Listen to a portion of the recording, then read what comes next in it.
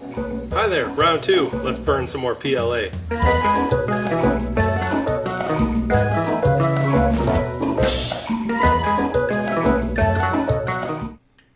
This cinematic genius over here forgot to turn on his microphone.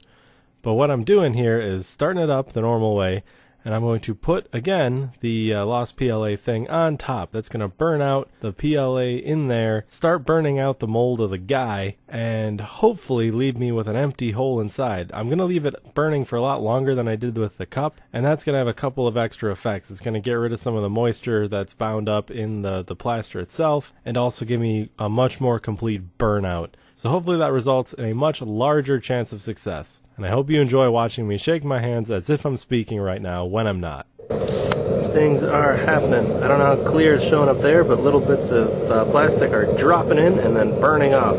I didn't put the crucible in there, the other one, to catch them. Someone told me most of it just burns out anyway, so I'm just going to let it burn out. But yeah, it's definitely burning out better than that cup did. So I'm going to let it burn out. I'm going to let it burn out for a while, long while, and then I'm going to put that whole thing in there and give it a bunch of time to heat up. Alright, so slight change of plans. I'm not going to put the mold down into the furnace to heat it up anymore. There's two reasons for that. Three reasons for that, maybe. One, it's kind of big, so when I put it in there, there's not really going to be a lot of room for the propane fire. You always need enough room for the airflow to happen and the burn to happen efficiently, and I'm just not sure I'm going to get that. Two, once it's in there and it's hot, I'm not sure I'm going to get it out again because there's not enough room and I'm not reaching my hands in there. That's just stupid. A little too stupid for me. Three, I don't think I can pick the thing up.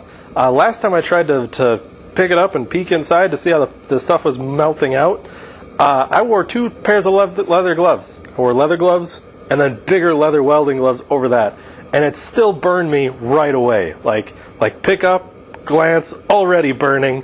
Put it down, take off gloves quickly, and scream a little bit. So it's really hot. Since that point, I've turned up the gas, and bits of the plaster are now glowing bright red. So pretty sure it's even hotter. So yeah, I'm just not going to do that. So I'm going to take the top off, put the aluminum in, start that melting, probably set the plaster on that grid thingy back up on top, and let it just stay warm up there. But yeah, this is pretty hot. It's also using a lot of fuel. So, not sure Lost PLA is my favorite thing, but if it works, I'll have a small thing to put on my desk. That's a lot of work for not a very useful thing. Oh well. So there it is. You can see it's glowing hot, the liner is. It's kind of hard to see in the plaster where it's glowing hot, but you can see around along the base there. It's starting to get all kind of crumbly.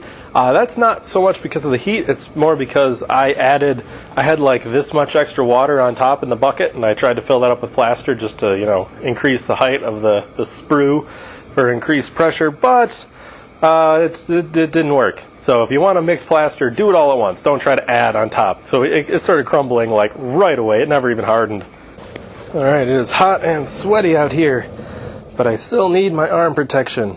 I'll turn down the fire. Still getting some fire. Okay. That wasn't... Uh-oh. Leave on fire. Leave on fire. That wasn't too scalding. Aluminum.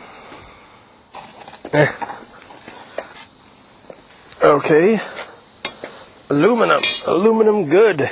Lid. I've overstuffed the crucible slightly. Put this back up there. That's precarious. I'm going to have to be careful here. Here we go. The reason that's precarious is because the lid is being held up by the unmelted aluminum. The unmelted aluminum is, of course, going to melt. So I'm going to put a copper puck right here. And what that's going to do is hold the lid up so that the aluminum's not holding it up. This copper puck is. The copper puck's not going to melt for reasons that you should know if you watch any of my videos. And I can't check that. I can't pick it up and look at it because it will burn me through the leather gloves right away. So I'm going to guess it's hot enough. So another reason, fourth reason, I'm not going to put that thing down in there is this is taking a long time. Long time. I'm burning through a lot of propane here. I'll give you a hint how much time it takes. So I do this in the afternoon on Sundays, if it isn't raining. I got home kind of later than usual, but still like afternoon. Started this, and back there on the table is my dinner. I ate my dinner out here because I wasn't done, and I can't pause and come back, and I can't go inside and eat with fire in my driveway. That's not very responsible. This whole thing isn't responsible, but that's not the point. It's all relative. Fingers crossed we get a Jon Snow out of this. If not, I'll live. Honestly, I'll just go back to sand casting. That always worked. Why would I not do something that always worked? I'm going to try this other thing that doesn't work at all. Oh, this is hard. Let's keep trying it. Let's not go back to the easy thing. I'm talking to myself now, aren't I? I'm sorry. Okay, people, stuff is happening. Stuff is happening. Got my 2 layers of gloves on. I'm going to take this off, set it up on here like I did last time, and then I'm going to do the fluxing and getting the crap out of the aluminum. So we should be good to go by then. It should be up to pouring temperature about now, but I don't want to hold it at pouring temperature for very long. Let's see, I'll remove this. Again, more of that crumbling plaster. That's just because of my mistake. There's still a little bit of PLA in there, but I can see plaster, so it can't be that bad. Famous last words. We got showtime. Ooh, that might be a bit much. Went for the pour opening, and that was a lot of pouring. Let's get that good and mixed in. And again, this time I'm keeping the burner on still because I wanted to keep it good and hot. Moment of truth, people. There we go. And the pour. Oh, it's still bubbling. That is bad news.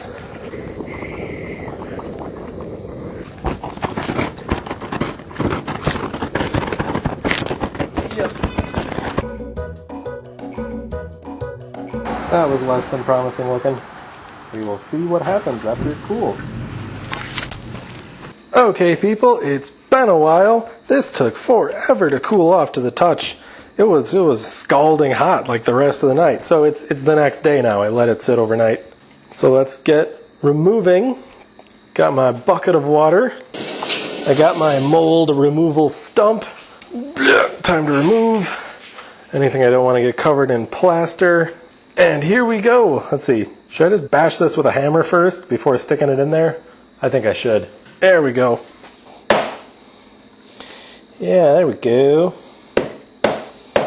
I like that a lot better than the water method. Just gently crackle it up. There we go.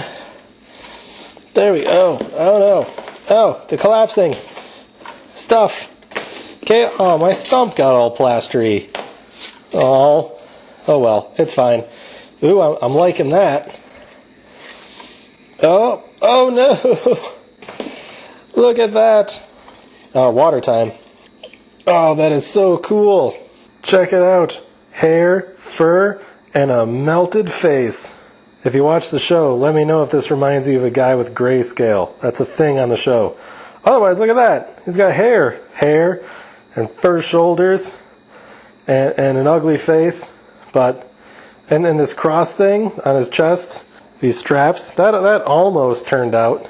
But yeah, that is an unfortunate face. Fortunately, the character's very best characteristic survived, his beautiful hair. So there you go, Lost PLA casting. Mostly not a failure, if the guy was really, really ugly. Pretty sure this face right here, this face, that's enough to convince me to go back to sand casting. Part of the failure here is I don't have the proper furnace to do the burnout, so I ended up with some issues. However, that new furnace that I want to build could double as a burnout kiln because it will be larger and better insulated. I guess final nail in the coffin of I need to upgrade my equipment. So on to that and sand casting. So hooray for partial success. You know, I know this is kind of a failure, but still, I think it's really cool looking. I am not going to throw this back in the melt bucket. Just look at that guy's hair. That is so cool. If only he had a nose. One nose is all it would take for me to call this a total success. Got his brooding eyebrows, but no nose.